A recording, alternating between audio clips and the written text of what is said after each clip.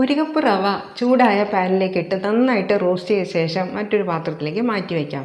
ഇനി പാനിൽ എണ്ണ ഒഴിച്ചു കൊടുക്കാം. എണ്ണ ചൂടായി വരുമ്പോൾ കടുകും ഉഴുന്നുപരിപ്പ് പൊട്ടുകടല വറ്റൽമുളക് ഇത്രയും ഇട്ട് കൊടുത്തിട്ട് നന്നായിട്ടൊന്ന് റോസ്റ്റ് ചെയ്തെടുക്കണം. ഇനി ഇതിലേക്ക് ഇഞ്ചി പച്ചമുളകും പൊടിയായിട്ട് അരിഞ്ഞതും കൂടെ ഇട്ട് കൊടുത്ത് അതുകൂടെ നന്നായിട്ടൊന്ന് വഴന്ന് വരുമ്പോൾ ഒരു സവാള നീളത്തിൽ അരിഞ്ഞിട്ട് അതിലേക്ക് ഇട്ട് കൊടുക്കാം. കൂടെ തന്നെ കുറച്ച് കറിവേപ്പിലയും കൂടെ ഇട്ട് കൊടുത്ത് എല്ലാം കൂടെ നന്നായിട്ടൊന്ന് വഴറ്റിയെടുക്കുന്നുണ്ട് കേട്ടോ. ഇനി ഇതിലേക്ക് ഒരു കപ്പ് റവയ്ക്ക് 2 കപ്പ് വെള്ളം എന്ന കണക്കിനാണ് ഞാൻ ഒഴിച്ചു കൊടുത്തിട്ടുള്ളത്. ഇനി ഈ സമയത്ത് പാകത്തിന് ഉപ്പിട്ട് കൊടുത്ത് നന്നായിട്ട് ഇളക്കിയത് തിളച്ച് വരുമ്പോൾ നമുക്ക് 1 കപ്പ് ചിരകിയ തേങ്ങ ഇട്ട് കൊടുക്കാം. അതിൻ്റെ കൂടെ തന്നെ നമ്മൾ റോസ്റ്റ് ചെയ്ത് വെച്ചുള്ള റവ ഉണ്ടല്ലോ അതുകൂടെ ഇട്ട് കൊടുത്ത് ഒരു മീഡിയം ഫ്ലെയിമിൽ ചെറുതായിട്ട് ഇങ്ങനെ ഇളക്കി കൊടുത്തുകൊണ്ടിരിക്കണം.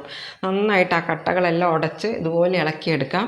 ഇനി കുറച്ച് നേരം നമ്മളൊന്ന് മൂടി വയ്ക്കാം ലോ ഫ്ലെയിമിൽ. ഇനി മൂടി തുറന്നിട്ട് ആ കട്ടകളൊന്നും കൂടെ ഉടച്ചു കൊടുത്തു കഴിഞ്ഞാൽ ഒട്ടും കുഴഞ്ഞു പോകാത്ത നല്ല ടേസ്റ്റി ഉപ്പുമാവ് റെഡിയാക്കാം.